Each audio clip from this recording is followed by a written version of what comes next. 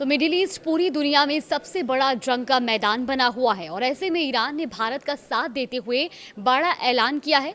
इसके बाद अब भारत में तेल की कमी भी खत्म हो जाएगी। नमस्कार, आप देख रहे हैं न्यूज़ 18 का डिजिटल प्लेटफॉर्म और मैं हूं आपके साथ जागृति खंतवाल। तो ईरान अमेरिका इजराइल युद्ध के बीच एक अच्छी खबर सामने आई है। ईरान ने 2 भारतीय जहाज़ों को स्टेट ऑफ होर्मुज से सुरक्षित गुजरने की परमिशन दे दी है। ये जहाज़ बुधवार रात से गुरुवार सुबह के बीच ट्रांजिट कर रही हैं। भारत में तेल की बढ़ती किल्लत के बीच ये बड़ी राहत है, क्योंकि युद्ध शुरू होने के बाद से ज़्यादातर जहाज़ वहां फंसे हुए हैं और ट्रैफिक लगभग बंद हो गया है। इन दोनों जहाज़ों के निकलने से भारत में तेल की किल्लत कुछ हद तक कम हो जाएगी। गौरतलब है कि भारत के विदेश मंत्री एस जयशंकर ने आज सुबह ईरान से बात भी की थी। ऐसे में होर्मुज स्ट्रेट पर ईरान का कंट्रोल है और किस तरह से ये सभी देशों को भी प्रभावित कर रहा है, ये आप समझिए।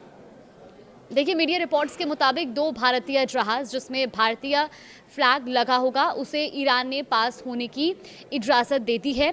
इससे पहले एक लाइबेरियन फ्लैग वाला टैंकर जो कि सऊदी क्रूड ऑयल ले जा रहा था और जिसका कैप्टन भारतीय था, 2 दिन पहले होर्मुज से गुजरा और मुंबई पोर्ट पर पहुंच गया। ये भारत जाने वाला पहला जहाज़ था जो युद्ध के बाद सुरक्षित ट्रांजिट कर पाया। अब ईरान ने साफ कहा है कि होर्मुज स्ट्रेट पर उसका कंट्रोल है। IRGC के कमांडर रियर एडमिरल एलीरेजा तंगसीरी ने यह भी कहा कि कोई भी जहाज होर्मुज से गुजरना चाहता है तो ईरान से परमिशन लेनी होगी, वरना अटैक का सामना करना पड़ेगा। उन्होंने एक्सप्रेस रोम और म्यूरी नारे नाम के 2 जहाज़ों का जिक्र किया जो वार्निंग इग्नोर करके गुजरने की कोशिश कर रहे थे और अटैक का शिकार हुए। देखिए, भारत के लिए क्यों महत्वपूर्ण है। भारत दुनिया का तीसरा सबसे बड़ा ऑयल इंपोर्टर है और ज़्यादातर क्रूड मिडिल ईस्ट से आता है जो होर्मुज से गुजरता है। युद्ध शुरू होने से पहले यानी कि 28 फरवरी से पहले ही कई भारतीय जहाज फंस गए थे। डायरेक्टरेट जनरल ऑफ शिपिंग के मुताबिक 28 से 37 भारतीय फ्लैग वाले जहाज वहां मौजूद थे, जिनमें 1000 से ज़्यादा भारतीय सी फेरर्स भी थे।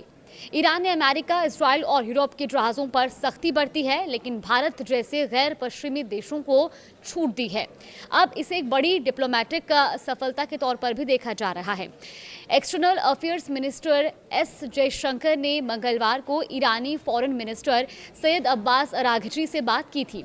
सूत्रों के मुताबिक इस बातचीत के बाद ईरान ने भारतीय टैंकरों को पास होने दिया।